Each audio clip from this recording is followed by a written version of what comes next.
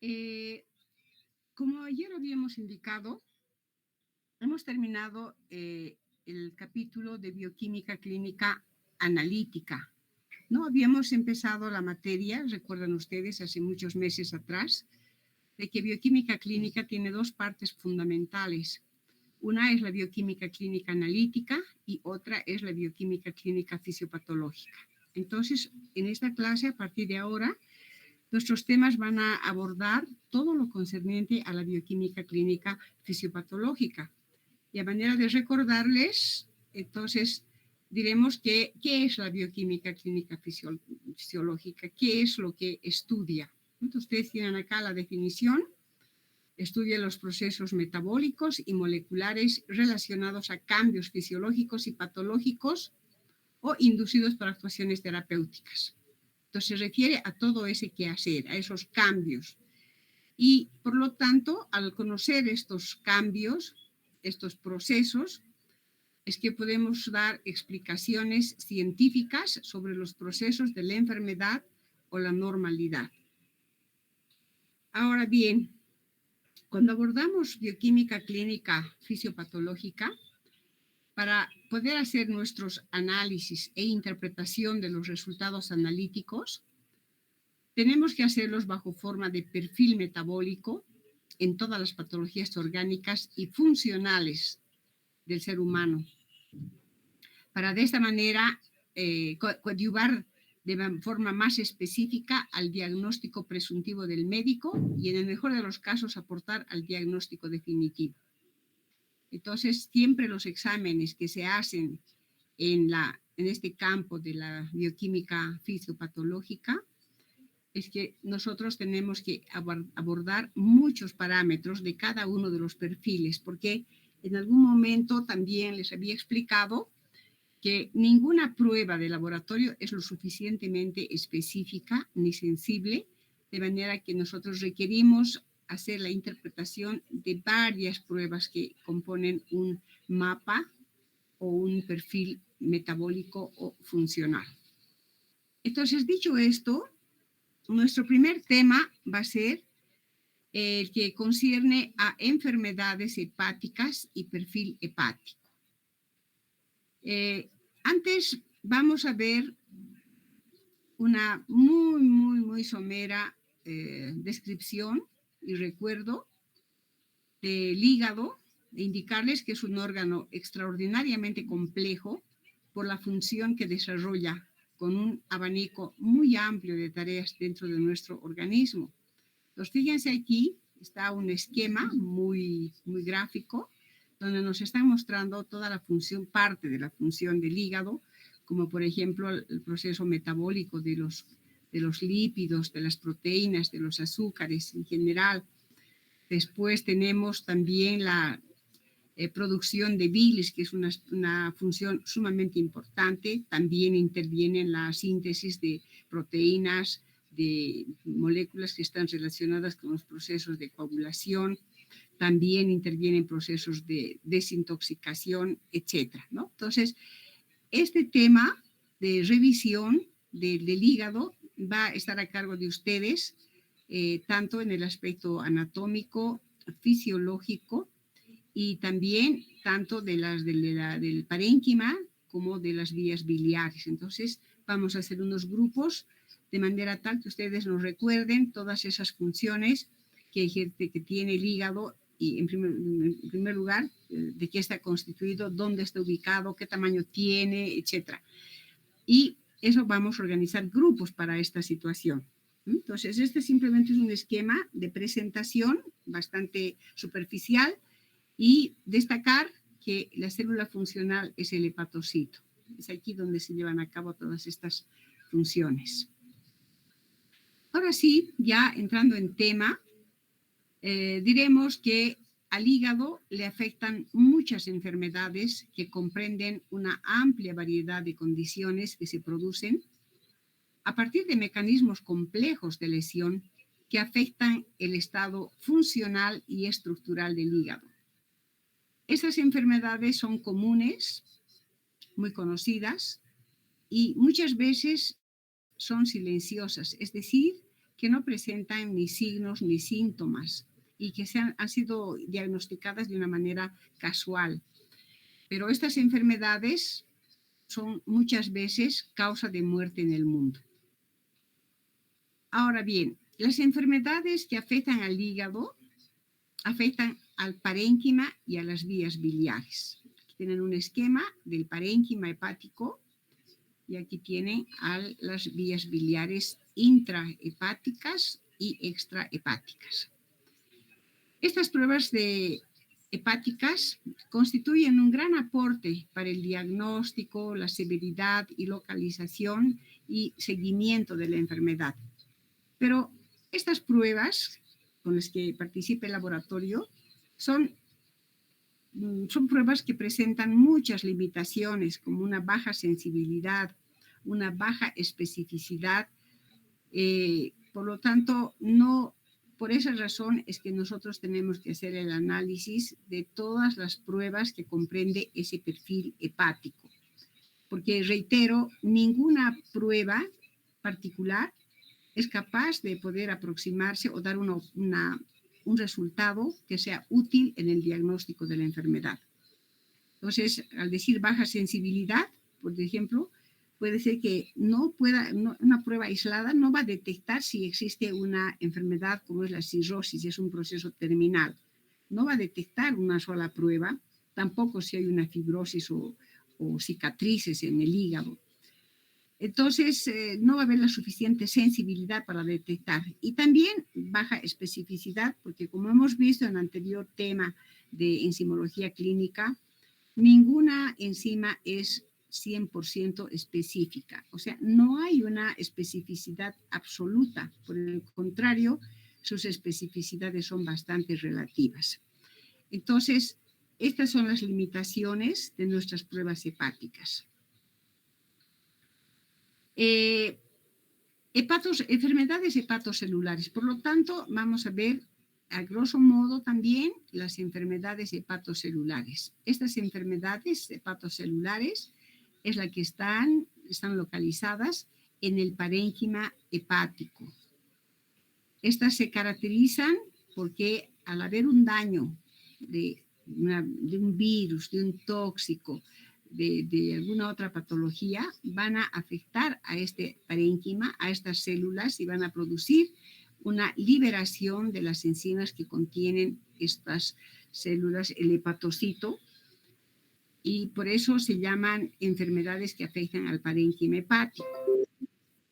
Entonces acá ustedes tienen, esta es una célula, una célula activa del hígado. Ahora, ¿cuáles son estas enfermedades hepatocelulares? Las enfermedades que le afectan a este parénquima hepático son la hepatitis viral. Existen muchas variedades de hepatitis viral, la A, la B, la C, la D.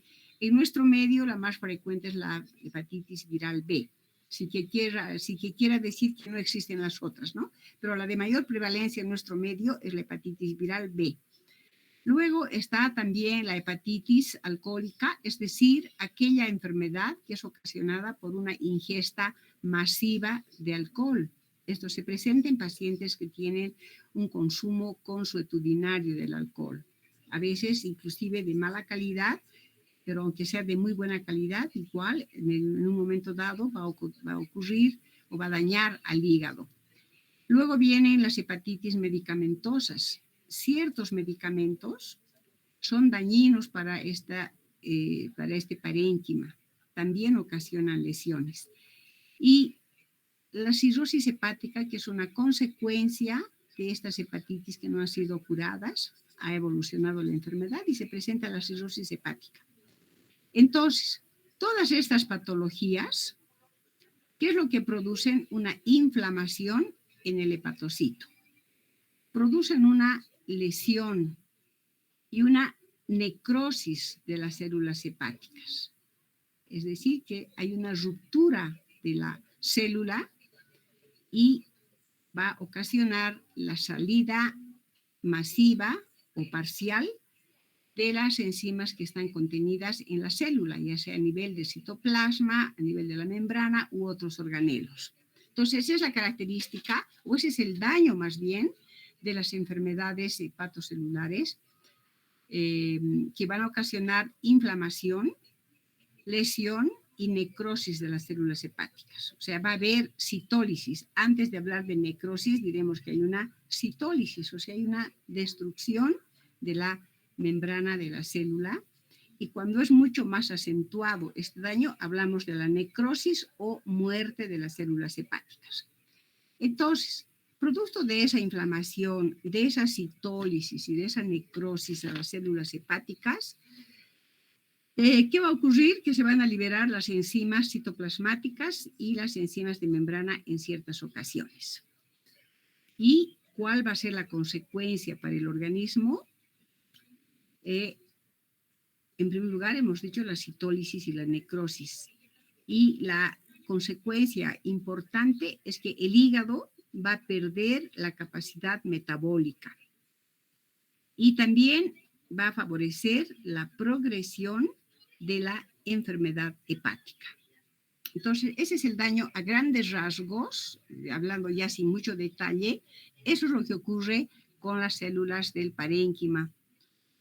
Estas enfermedades ocasionan lesión, ocasionan ruptura, lo que se llama la lisis, y si es pronunciada se va a transformar o va a ocasionar una necrosis, o sea, la muerte celular. Y si hay una muerte celular, puede haber también la muerte del individuo, ¿no? Entonces, aquí les he puesto un esquema recordándoles lo que habíamos mencionado cuando hablábamos de enzimología clínica. Esta es una célula donde se encuentran las diferentes enzimas de interés clínico para nosotras. Y cuando hay un equilibrio, cuando todo está en condiciones adecuadas, entonces la célula funciona, tiene una capacidad metabólica extraordinaria, realiza las funciones que hemos mencionado al inicio y otras, pero cuando hay un daño por diferentes causas, como son los virus, la ingesta del alcohol, la ingesta de medicamentos, la complicación del hígado, es que se produce un desequilibrio energético y la célula, por ese desbalance, forma poros. Recordarán, eso hemos dicho cuando hablábamos de la enzimología clínica. Entonces forman unos poros por donde van a salir las enzimas. Y cuando esta producción es amplia, este daño es mayúsculo, entonces va a haber una desintegración total de la célula y por lo tanto va a haber una liberación masiva de las enzimas que están contenidas en esta célula. Entonces, esto es lo que ocurre, así en síntesis, cuando hay una enfermedad hepática por diferentes causas. Esto es lo que ocurre, este es el mecanismo: lesión, inflamación, necrosis, liberación de enzimas, con consecuencias a nivel de la pérdida de capacidad metabólica y la progresión de la enfermedad hepática. El otro grupo de enfermedades están localizadas en el árbol biliar y por eso se denominan enfermedades biliares o colestásicas, porque le afectan a la bilis, a la producción y a todo su proceso de transporte, de circulación hasta el intestino. Entonces, estas enfermedades biliares, repito, se producen tanto en el interior del hígado, por eso se llama intrahepático, pero también fuera del hígado, y es la extrahepática, que va a afectar fundamentalmente a la vesícula biliar o al coledo. Inclusive puede afectar al páncreas. Entonces, aquí tienen ustedes un corte de donde están mostrándonos los canalículos biliares que existen en las células que están formando parte de los túbulos hepáticos, ¿no? Donde están las vías biliares. Entonces, todos estos temas, repito, ustedes los tienen que revisar con mayor detalle. Pero estamos diciendo ahora que estas enfermedades colestásicas están presentes en el árbol biliar, intrahepático y extrahepático. Ahora bien, vamos a definir un poco más en qué consiste la colestasis. ¿Qué es la colestasis? La colestasis es una situación o situaciones en las cuales existe un impedimento en el flujo normal de la bilis, desde el polo canalicular del hepatocito hasta el duodeno, produciendo alteraciones morfológicas, fisiológicas y clínicas. Entonces, cuando decimos colestasis, estamos mencionando a una alteración de la bilis, del flujo biliar, desde su formación hasta todo ese transporte, todo ese camino que sigue la bilis hasta llegar al intestino. Entonces, hasta el duodeno. Y ocasiona alteraciones morfológicas, fisiológicas y clínicas, ¿no? Aquí tienen ustedes en esta gráfica tan interesante las vías biliares intra y las extras. Aquí tiene el conducto hepático, el colédoco, aquí está la vesícula, etc. Entonces, esas revisiones las tienen que hacer ustedes con mayor amplitud. Estas enfermedades, pues ya hemos dicho que existe el bloqueo, ¿no? Entonces, estas son las características clínicas cuando hay una colestasis. Se presenta ictericia en el organismo, en el ojo en este caso, pero también en todo el organismo, dependiendo de la magnitud del daño colestásico. También se presentan estas coloraciones en la orina, lo que se llama la coluria, este color de la Coca-Cola. Esta es una orina normal y esta es una orina colúrica, es decir, que aquí hay un trastorno, está implicado el transporte de la bilirrubina, ¿no es cierto? Ustedes también tienen que revisar el metabolismo de la bilirrubina para comprender por qué se producen estas alteraciones en la orina. También le afecta a las heces fecales. Acá es una representación de heces fecales que no tienen la pigmentación clásica. Estas no tienen color. Entonces, por eso se llama acolia. Y también otro síntoma, este es un síntoma en que existe el prurito, escozor, porque hay una alteración de las sales biliares. Entonces, cuando hablamos de colestasis, estamos hablando de este síndrome que está constituido por síntomas y por signos, entonces, que son muy clásicos, que se presentan tanto en enfermedades propiamente biliares, pero que también están presentes, sobre todo las ictericias, en enfermedades del parénquima. O sea, no hay un divorcio. Ahora bien, ¿cuáles son las consecuencias de las enfermedades colestásicas? También ocasionan una inflamación y una alteración de la formación del flujo biliar. Esta inflamación es responsable de la inducción de enzimas colestásicas. O sea, que aquí no estamos hablando de citólisis, aquí estamos hablando de inducción, o sea, de formación de enzimas colestásicas, donde en las vías biliares intrahepáticas. Entonces, esto ocurre cuando hay estas enfermedades relacionadas a la bilis, se produce una inducción, una formación de enzimas colestásicas, ¿no? Pero también sus consecuencias son mayores. Por ejemplo, aquí hay unas consecuencias clínico-biológicas, donde hay una disminución del flujo biliar que ocasiona una disminución, concentración de sales biliares intraluminales, lo cual ocasiona una mala absorción de grasas y proteínas, vitaminas liposolubles, que condicionan a una malnutrición. Y también, por otro lado, estas favorecen una retención o regurgitación de ácidos biliares, ocasionan prurito, hepatotoxicidad, o sea, daño al hígado en general, ocasionan ictericia, una disminución de alteración de la función excretora, afectan también a la circulación del colesterol, que forman unos depósitos de grasa donde predomina el colesterol y eso se llaman los xantomas.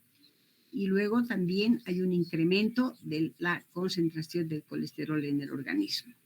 Entonces, estas alteraciones de la colestasis tienen estas consecuencias negativas, ¿no? Y ocasionan también que la enfermedad progrese y se caracteriza por una formación de líquido que se llama líquido ascítico y que produce un abultamiento del abdomen.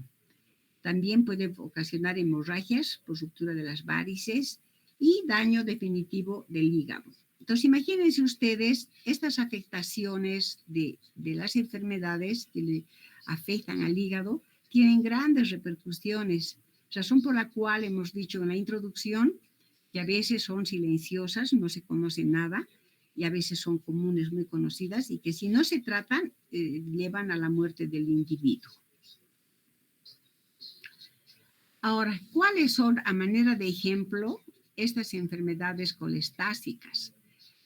Cuando le afectan a las vías intrahepáticas, a las vías biliares intrahepáticas, encontramos obstrucciones canaliculares. Aquí se producen las obstrucciones.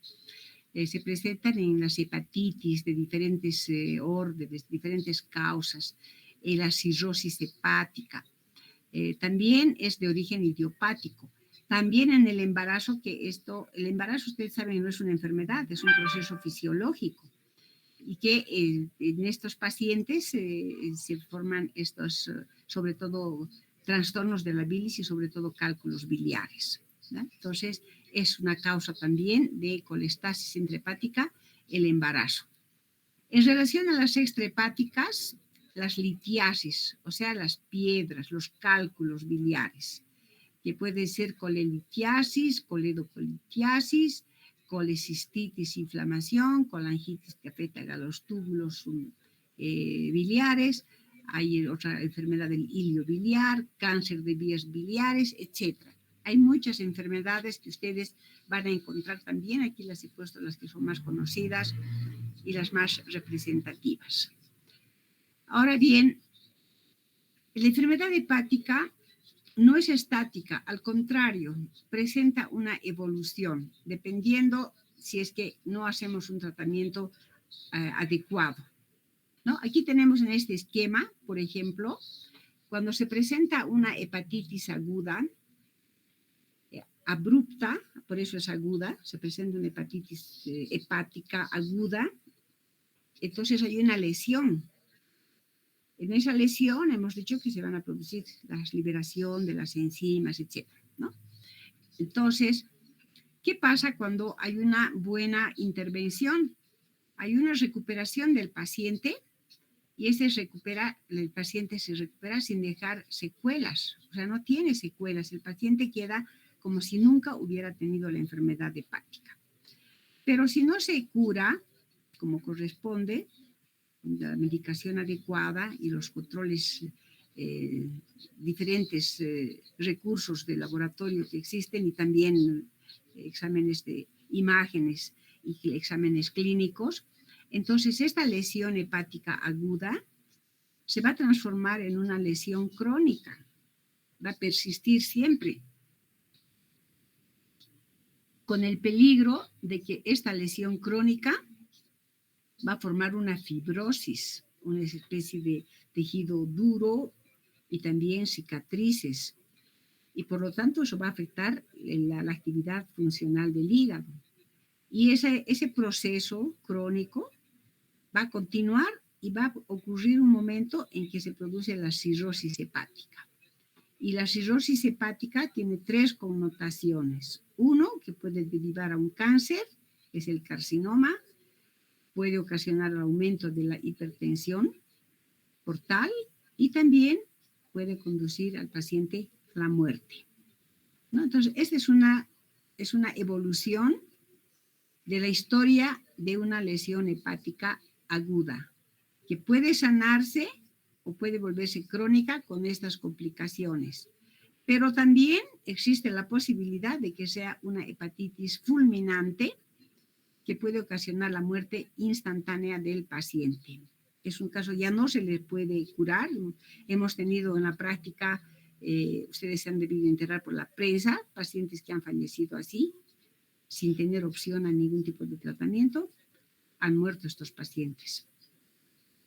Y también puede haber, sin embargo, una posibilidad de recuperación, ¿no? Pero estos son, en general, Esta es la historia, por eso dice acá, historia natural de las hepatopatías y la evolución celular y biliar. Más concretamente, la historia natural de las enfermedades hepáticas biliares es que las toxinas que han ingresado a nuestro organismo y se han acumulado en el hígado dañan al hígado, por supuesto, y forman piedras en la vesícula biliar. Esta formación de piedras o de litos también que se llama, de cálculos, pueden conducir a un cáncer de las vías biliares. Puede conducir a una cicatrización por infecciones, puede ser susceptible de ser quirúrgico el caso y también susceptible de ocasionar una inflamación. Entonces, todas estas enfermedades, tanto del parénquima como de las vías biliares, tienen una evolución y que cuando no se cura, pues terminan obviamente en la muerte. Eso es lo mismo. Bueno, entonces, eso es lo que yo les quería mostrar en esta clase, que es muy corta, por cierto, porque luego vamos a ingresar ya al diagnóstico de laboratorio, al diagnóstico clínico y al diagnóstico de laboratorio, y ahí vamos a abordar las diferentes pruebas que tiene el laboratorio bajo el concepto de perfil hepático o pruebas hepáticas. Entonces, esta introducción es bastante corta para que tengan ya una idea de qué es lo que vamos a tratar en este capítulo de enfermedades hepáticas y perfil hepático. Entonces, lo que vamos a hacer es que ustedes tienen que formar grupos para revisar el aspecto anatómico, fisiológico del hígado en relación al parénquima y en relación a las vías biliares, para complementar y saber de qué estamos hablando más concretamente. ¿Ya? Entonces, esas presentaciones tienen que ser bien elaboradas, no simplemente una copia del Facebook o ¿cómo se llama? De WhatsApp, bueno, hay tantas presentaciones, sino que tienen que elaborar, por eso son varios estudiantes. Este tema, como en los otros, se presta mucho a que ustedes recuerden la anatomía, la fisiología, inclusive la bioquímica metabólica, intermediaria y metabólica. Entonces, tienen que conformar grupos en esta primera parte está la anatomía, fisiología, tanto del parénquima como de las vías biliares, intra y extracelulares. Y después vamos a entrar a revisar las pruebas hepáticas, que son varias, y ahí también yo les voy a hacer una tabla para que ustedes vayan llenando en la tabla, a fin de que recuperen ustedes realmente lo que nos interesa saber y no nos tengamos que perder en una amplia información que nos dan en el Internet. Entonces vamos a tener que hacer un sorteo. ¿Quiénes van a participar en esta parte anatómica y fisiológica? Y luego ya vamos a entrar en la próxima clase a las pruebas de laboratorio. Entonces, la cuestión de la anatomía y de la fisiología, ustedes tienen en diferentes libros, han llevado en la facultad en primer año, seguramente hayan abordado bien lo que es el hígado, y también han llevado fisiología, y entonces tienen esa fuente de información que han llevado en primer año. Y también tienen bastante información en el Internet.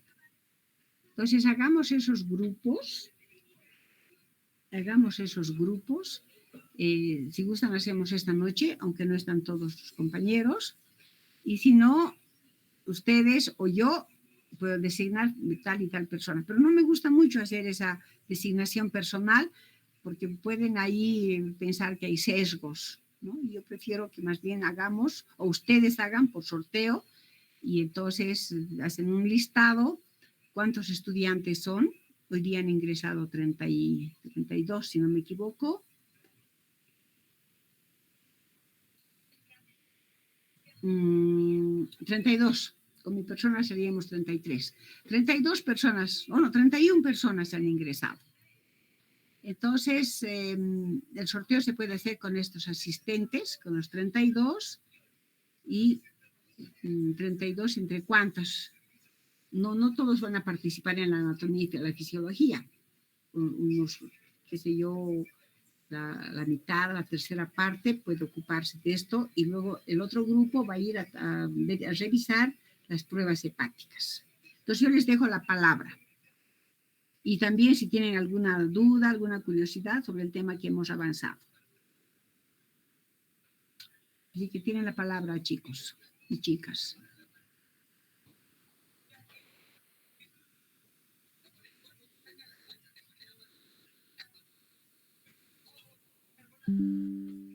En aspectos anatómicos, fisiológicos y los bioquímicos donde corresponda.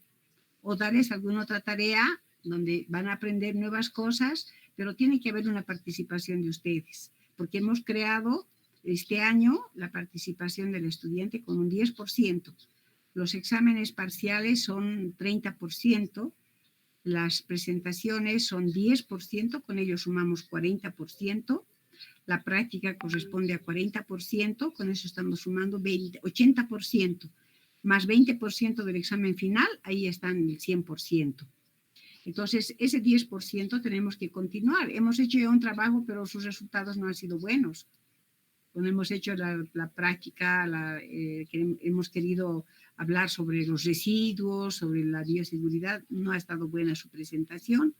Y tampoco cuando les he pedido que hagan la revisión de las unidades, las magnitudes y las unidades. Entonces, muchos no han contestado. Entonces, ahí tiene ya, de hecho, baja nota del 10%. Y eso es acumulativo, porque se va a llegar a fin de año y se va a hacer un promedio de lo que han logrado hacer en toda la actividad del año. Es como un examen previo, de la equivalencia, ¿no?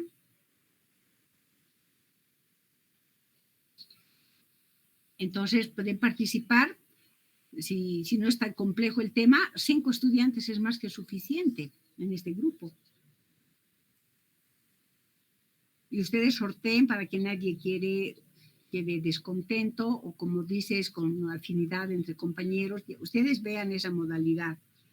A mí me parece que eso a ustedes les corresponde, más que a mí, que podría ser a mano alzada, a ver fulano hará, y no van a responder porque no coinciden sus horarios, o no se llevan bien, qué sé yo, ¿no? Hay muchos factores interferentes también. Así que yo dejo en manos de ustedes esta designación. El tema es anatomía, fisiología, tanto del parénquima hepático como de las vías biliares. Esa revisión nos interesa.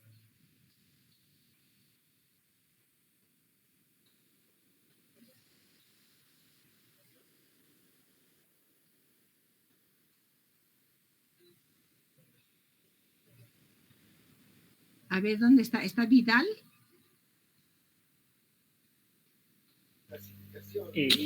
Vidal, ya. Buenas noches, doctora. Dígame.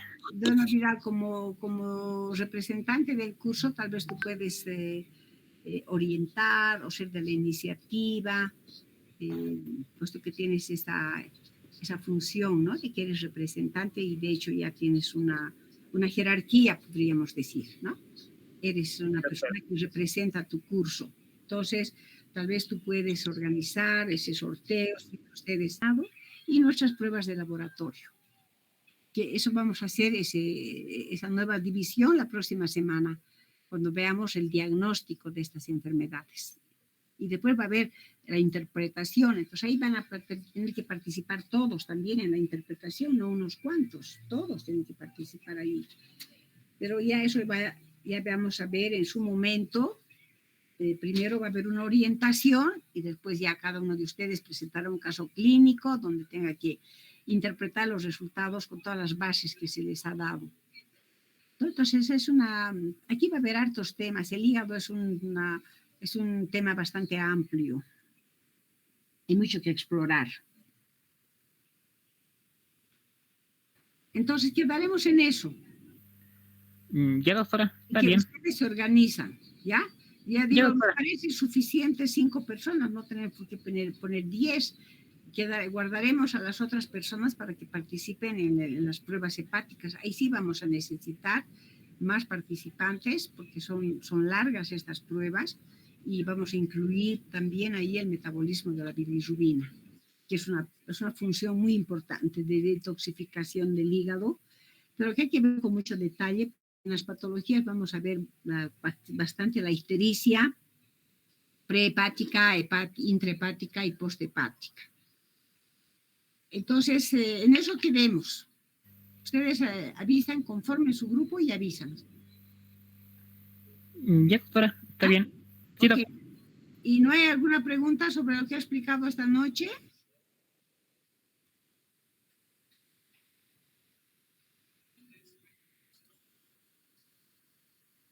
¿Ha quedado claro? Ha quedado claro, doctora.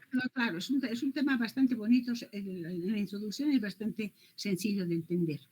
Muy bien, entonces damos por concluida la clase y me manda su lista, por favor. Aprovecharé también de decirles, la próxima semana tenemos prácticas. Entonces, vamos a hacer la práctica de la determinación de una molécula, puede ser el colesterol, o vamos a ver en el laboratorio qué molécula vamos a hacer, aplicando la enzima como reactivo. Entonces vamos a ver el método de Trinder, que han estado haciendo todo este tiempo, pero sin darse cuenta que era Trinder. Entonces ahora ya, con la explicación que hemos dado ayer, con ese fundamento, entonces ya ustedes van a hacer su práctica razonando y entendiendo qué es lo que está pasando en su cubeta de reacción. Entonces la práctica va a ser esa. Voy a preguntar a los auxiliares qué otros reactivos, qué otros kits comerciales tenemos que sean diferentes de la glucosa. Hemos estado manejando mucho la glucosa, no es la única. Entonces vamos a buscar una prueba que tengamos suficiente reactivo a fin de que todos puedan participar. Y eso voy a conversar con los auxiliares en esta mañana y les vamos a avisar, pero ya saben, el protocolo es el mismo, tienen que saber interferentes, lo que está en la guía.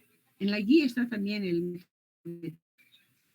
Así que tienen que interiorizarse, venir a la práctica sabiendo qué van a hacer, cómo lo van a hacer, cuál es el interés clínico de esa molécula, de ese constituyente, de esa prueba que queremos hacer en el laboratorio.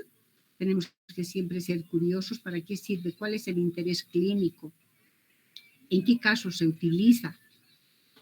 Entonces, esa información es importante para que nosotros sepamos por qué estamos haciendo esa prueba, cuál es el interés clínico que tiene esa prueba para una aplicación en el campo de la medicina. Entonces, esa va a ser la práctica de la próxima semana. ¿Ya? Y yo voy a conversar con los auxiliares de docencia para preguntar exactamente de qué prueba podemos hacer el examen. Pero como han visto, Trinder tiene el mismo fundamento, cualquiera sea el metabolito, tiene su enzima específica al sustrato y tiene la enzima inespecífica al sustrato. Entonces, esa base es todo. Y hacen su resumen en su cuaderno. Porque ya les he explicado que cuando empiece el festejo de la facultad, la semana de festejos, no hay prácticas de laboratorio y ustedes tienen que dejar su cuaderno de prácticas para revisar. Y también, antes de que me olvide, por favor, devuelvan los informes que ya se han planificado para ponerlos en nuestro sistema, en nuestra planilla de evaluación de los informes. Entonces, se les ha devuelto muchos informes y nos falta documentar y poner en nuestro sistema esa nota que ustedes han obtenido. Pues, por favor, presenten la próxima semana todo lo que tengan en su poder. Así vamos a ir ordenando, cosa de que cuando ya vuelvan de su vacación, del receso, del festejo y del receso, ya tengan ya las calificaciones de la parte práctica. Ya, muy bien, entonces, dicho esto, damos por concluida la clase de esta noche. Que les vaya bien, jóvenes, hasta la próxima semana.